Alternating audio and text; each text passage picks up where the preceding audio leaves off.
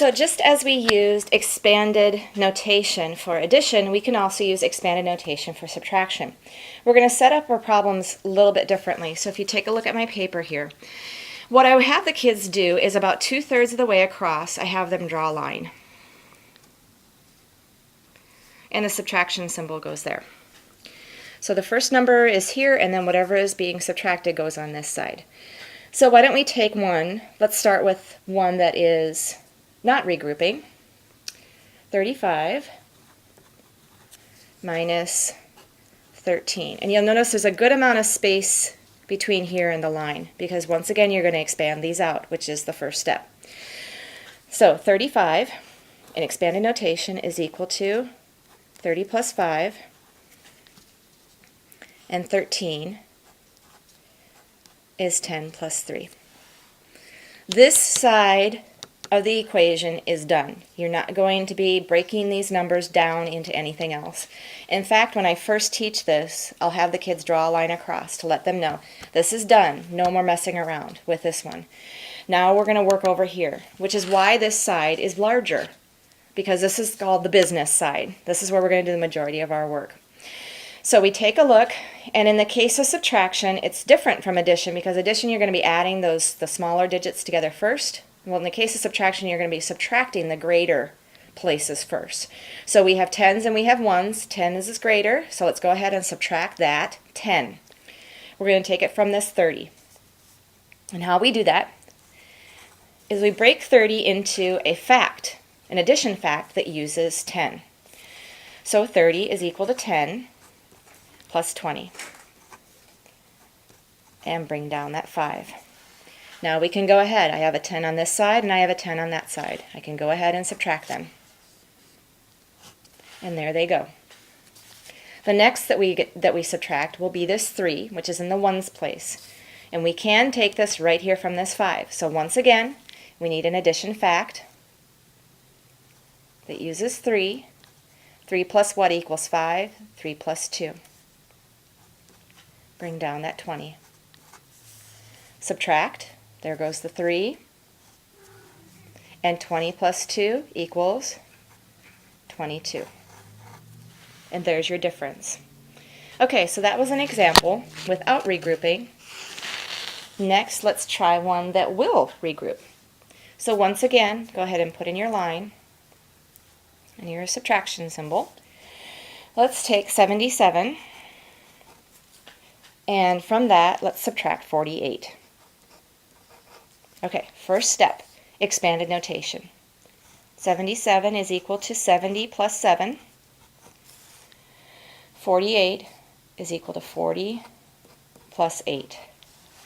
Okay, so remember in subtraction, we subtract the greater places first. We can go ahead. We've got a big enough place here, so we're going to go ahead and make this into a fact using what? Using 40. So we've got 40 plus 30, which equals 70, and bring down that 7. Subtract. Next, we have to go ahead and get rid of that 8. It's in the ones place, but we don't have enough ones here, so here's where we're going to regroup. Sometimes it's called borrowing, but we're going to regroup our tens so that we can then subtract this 8.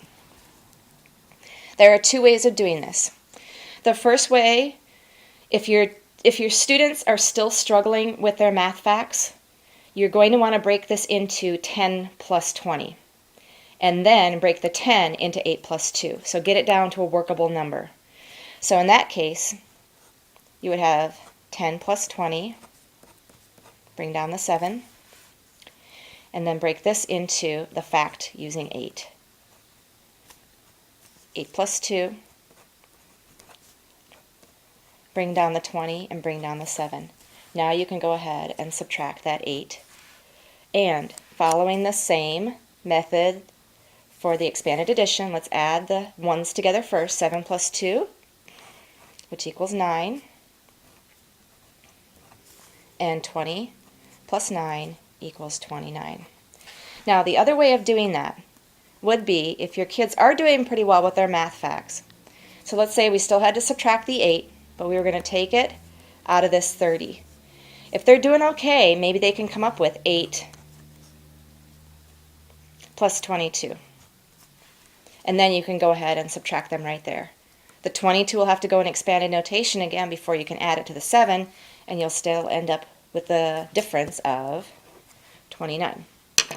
Okay, those are 2 examples. And let's finish up by trying 3-digit number. Let's try 263, and let's subtract 79. Okay, first step, expanded notation.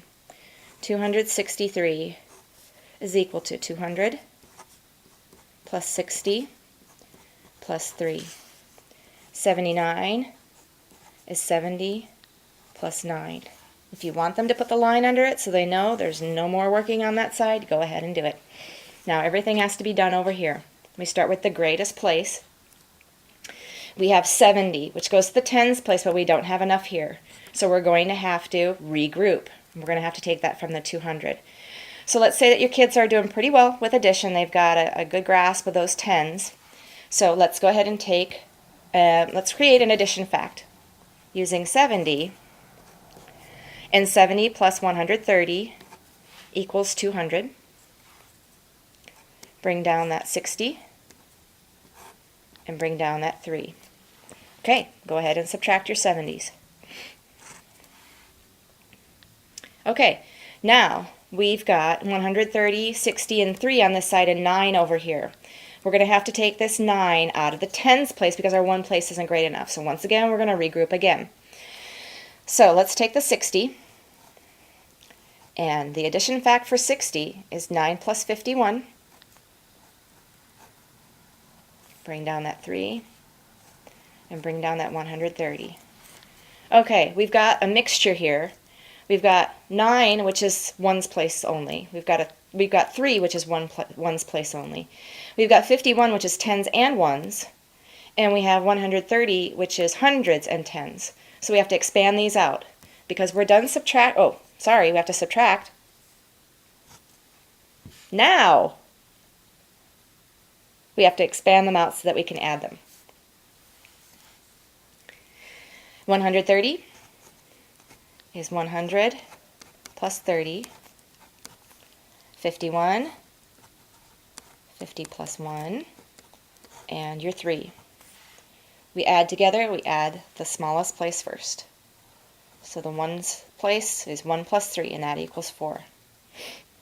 One operation per line means that we bring all these others down. Okay, our ones are looking fine. It's next to move on to the tens. 50 plus 3, 30. 50 plus 30 is 80. Bring down that 4 and the 100. And there you've got it. You can add your 80 plus 4. You can do it straight across. 100 plus 80 plus 4 equals 184.